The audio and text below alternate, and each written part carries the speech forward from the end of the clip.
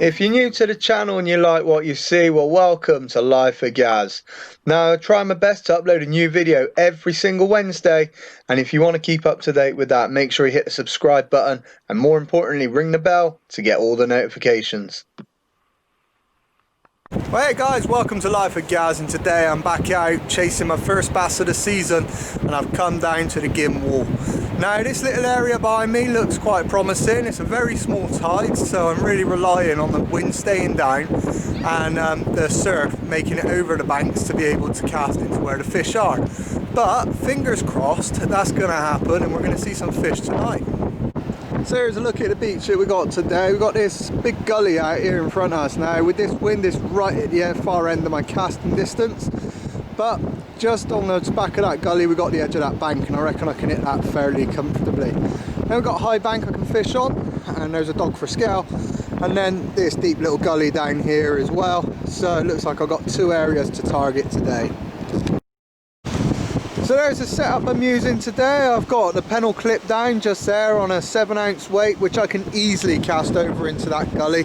I can't cast out just yet because there's still people walking up and down the beach, which is a bit of a shame really, because that looks starting to look quite good out there. And then I've also got my trusted 3-hook flapper rig with a small little sole hook down on the bottom. I've got a rig which is good for plaice there, bass like that one as well. And then I've got this sort of floating attractor bead which brings the bait up off the bottom, and that can also be good, especially because this water looks like it's got a bit of clarity to it today.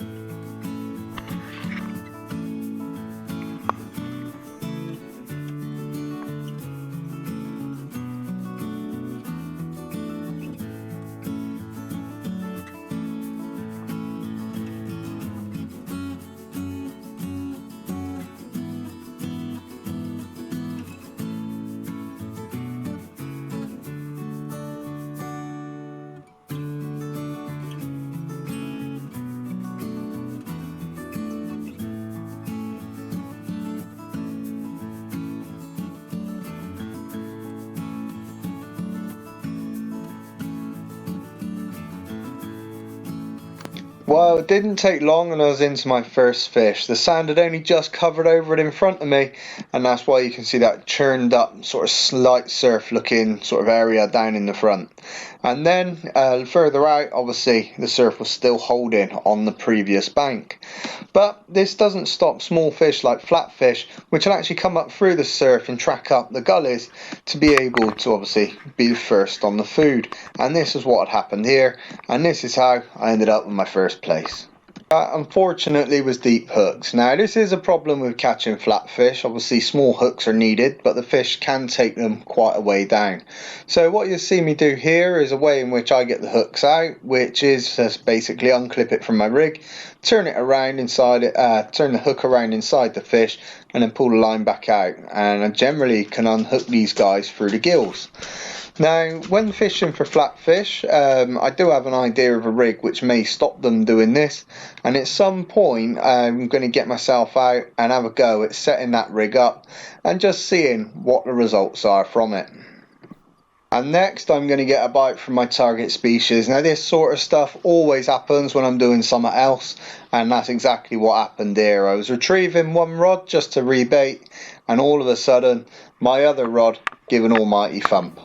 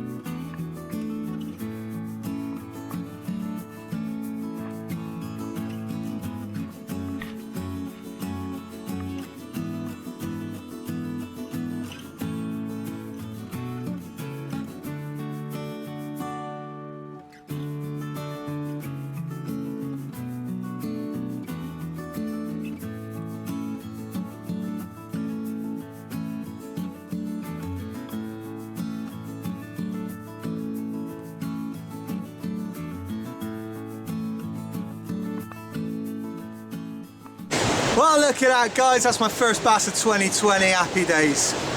Now, I decided not to return this bass. It was in size, it was on the smaller side of in size, it's 42 and a bit centimetres, but the hook which I had on the pennel, the top hook, had actually gone through his eye and there was no way to save the eye. So I thought, rather than put a fish back with a limited survival rate, I'll bring that one home for me dinner and I'll carry on fishing and see what else is about there. Now, you may have noticed in some of my previous videos I say a lot of the time bass don't really fight.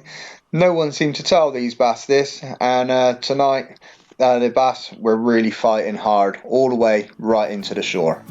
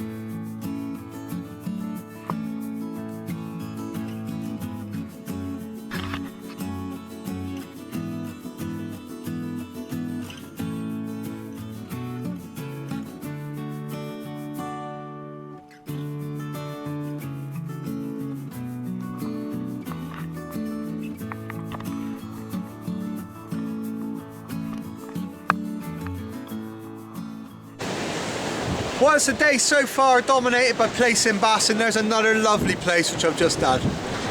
Now, this plaice was over 30 centimetres, so of course this one came home. They're fantastic eating fish and I definitely love going out and targeting them.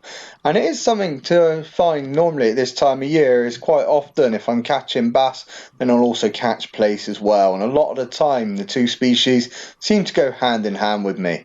But then again, that might be because I'm targeting this area, which is good for both species more than anything else.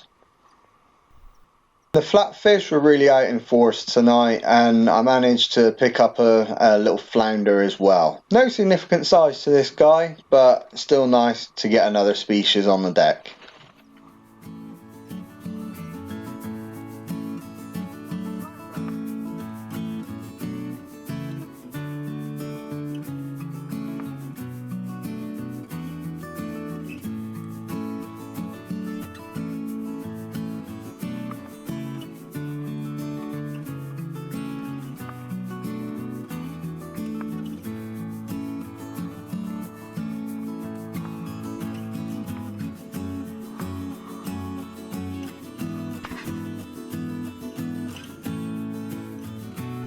Again, when I was tied up with my other rod casting out, the rod left on the sand gave another absolutely huge thump, and you may be able to see that. So I legged it over there as quick as I could, got into that fish and had a hell of a fight from him as well.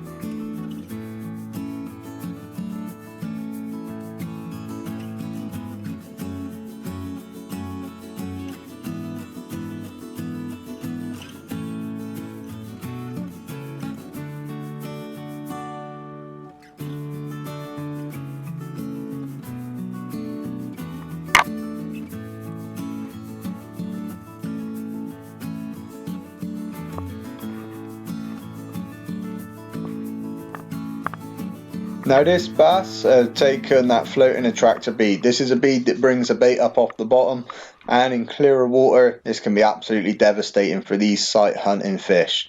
But this guy, he didn't weigh him, he measured in at 41 centimeters, so of course he went back. Not long after I put that bass back, the tide had turned and was starting to head out. So what I did was I decided to start packing up. Now as I was packing up and bringing my rods in, I pulled in my final species of the night, and this was a tiny little pin whiting.